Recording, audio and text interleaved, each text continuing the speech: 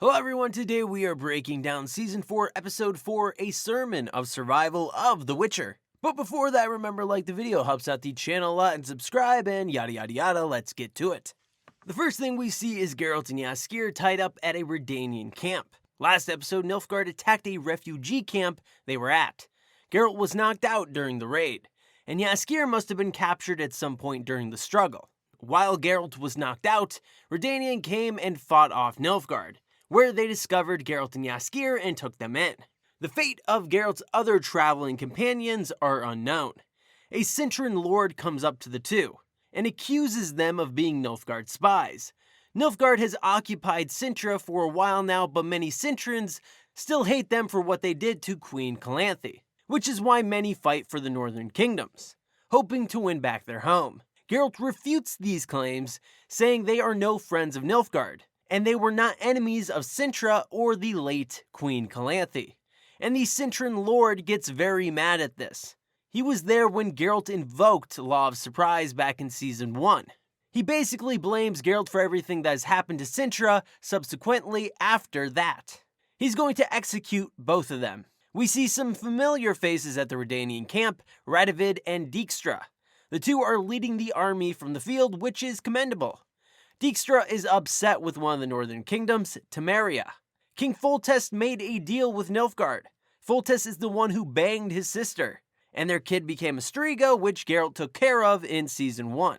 With Foltest bowing out, it significantly weakens the northern army's chances of holding Nilfgaard back. Radovid could not care less about this, and is drinking wine heavily. Dijkstra and the other generals look at him in disgust.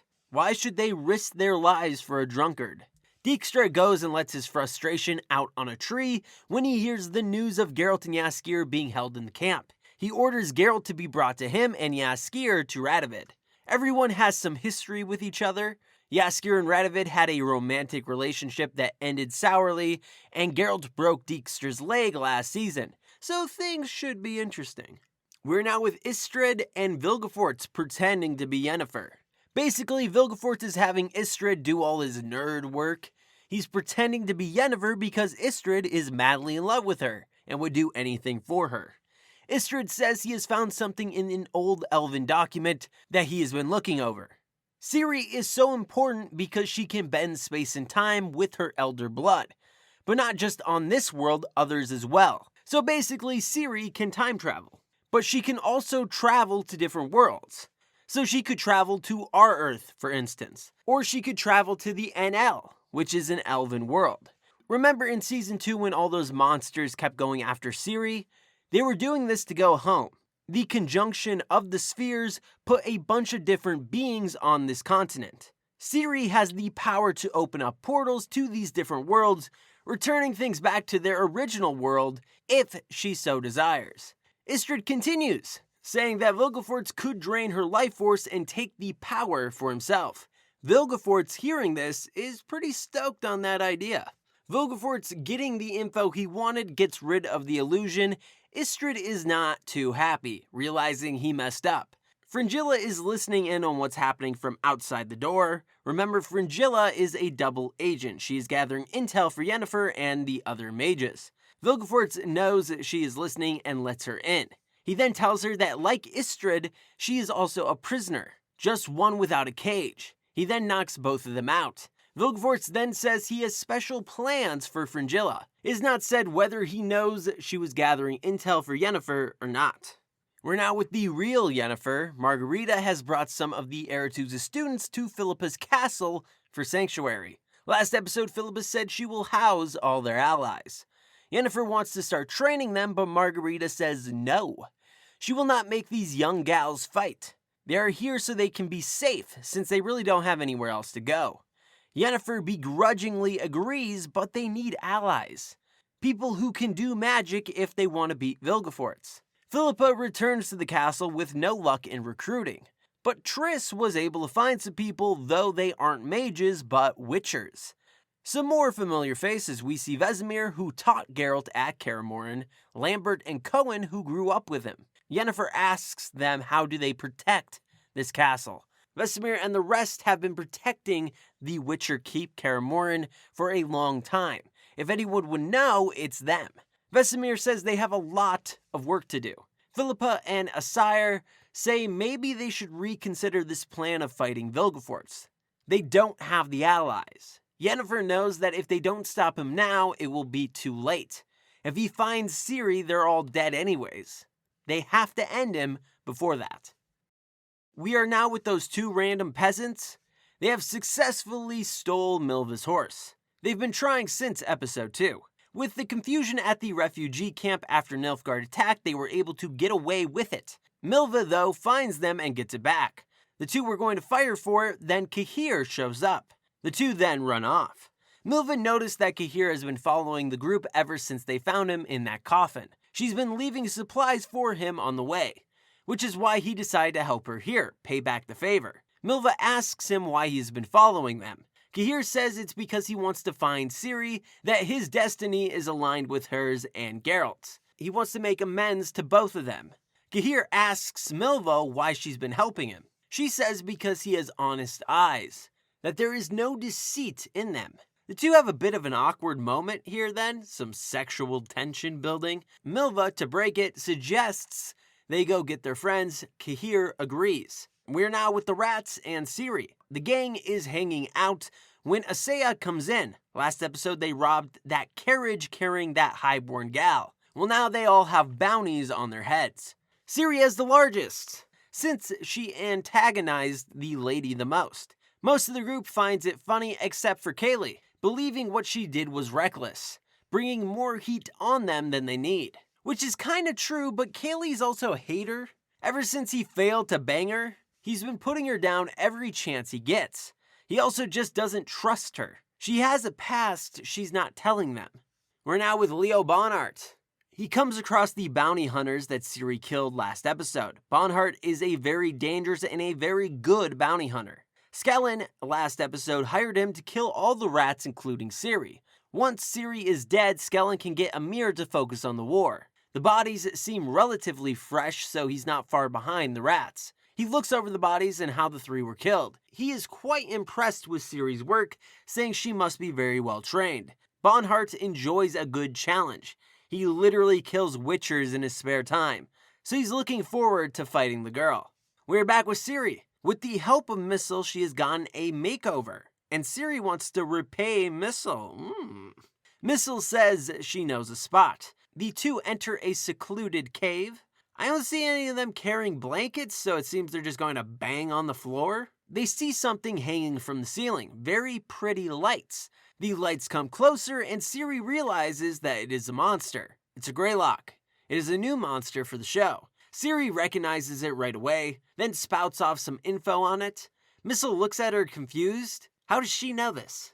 Ciri then fights and kills the monster. To the astonishment of Missile, Ciri says out loud, "I did it, Geralt," after finishing it off. We're now with Dijkstra and Geralt. Geralt is chained to a chair so he can't get out. Dijkstra immediately hits Geralt's bad leg. Dijkstra is not happy that Geralt broke his leg and now is forced to walk with a cane, so he will be taking some of that frustration out on Geralt. He tells Geralt he will die, but there will be a purpose to his death. That Geralt and Jaskier have roles to play right now, and if successful, will solve one of Dijkstra's problems.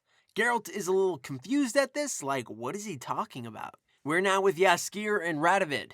This is happening at the same time as Geralt and Dijkstra are having their fun. Jaskier sees him and doesn't really know how to react.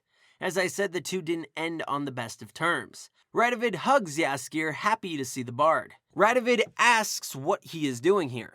Jaskier gives them the rundown, that they are going to rescue Ciri, but currently they are being accused of being Nilfgaard spies. Radovid says he will clear them of all charges. He is the king, they have to listen to him. Radovid tells him how he was going to find him, that if it wasn't for his brother being murdered and him being crowned king, he would have made up for what he did. He was in love with Jaskier, but he was also using that relationship to find out where Ciri was for Dijkstra and Philippa. Radovid then asks Jaskier to stay with him. He is lost at the moment and believes if the bard stays, he will start thinking clearly again. We're back with Dijkstra and Geralt. Dijkstra tells him all he has to do is scream out in pain and this whole thing stops. Dijkstra is shoving a little blade into Geralt's neck, trying to hit the right nerve. Once he does, Geralt is going to be feeling it.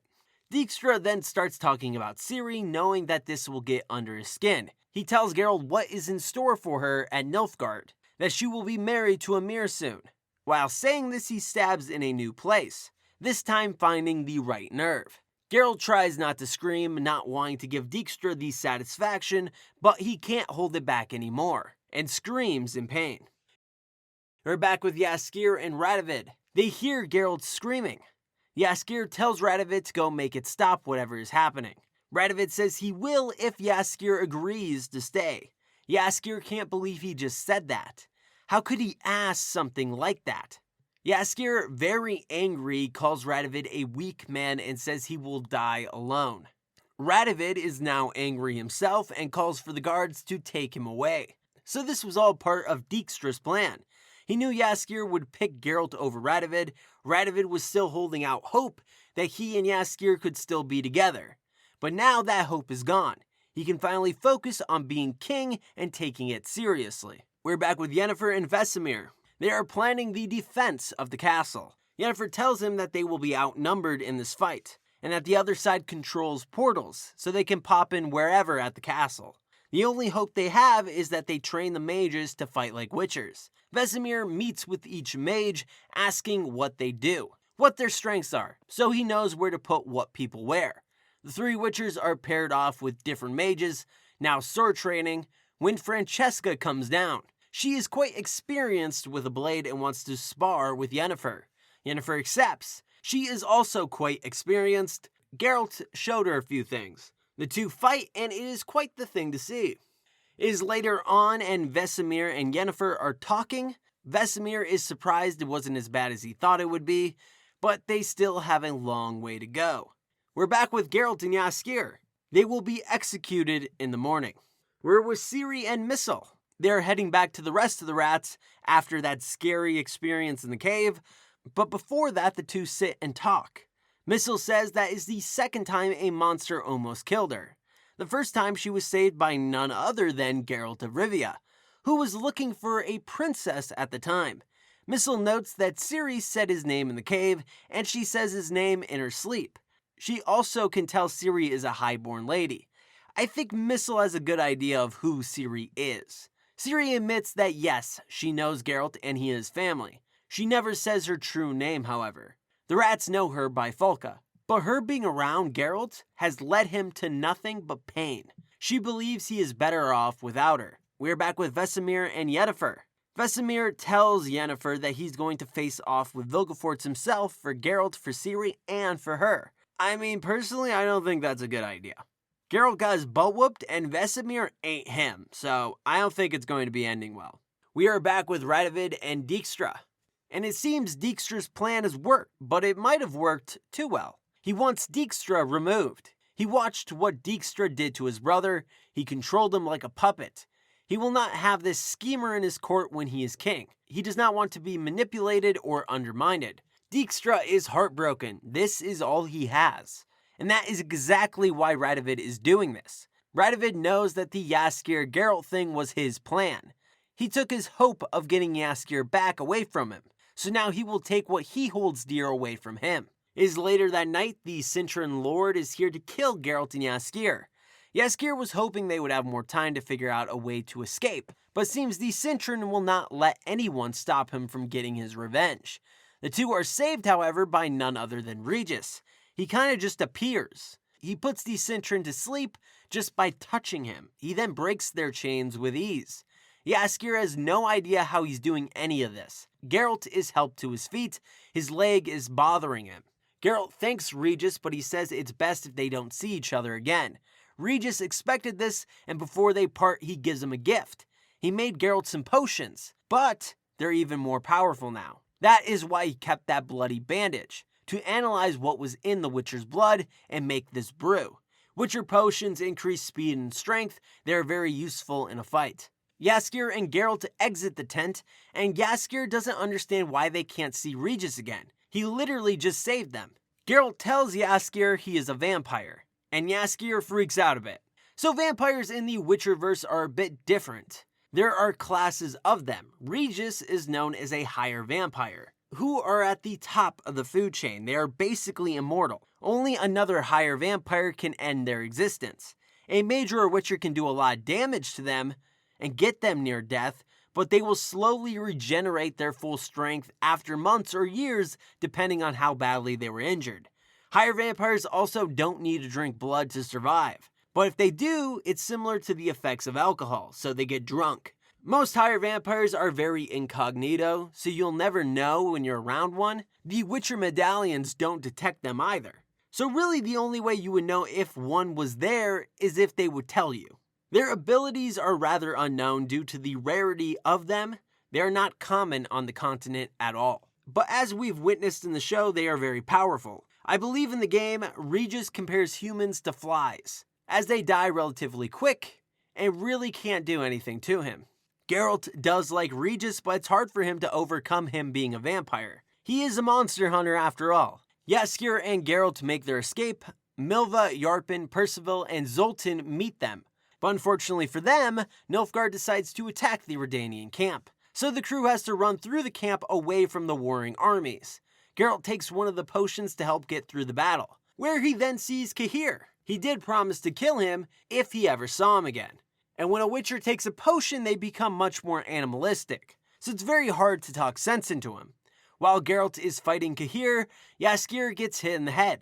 Geralt realizes he has made a mistake. He spares Cahir again and goes to Jaskier. He picks him up and the crew heads away from the battle. And that is the end of the episode. What did you think of it? Leave it down in the comments below. And if you want more Witcher content, please subscribe and like the video. Check out the Twitter link in the description below. And as always, have an awesome day.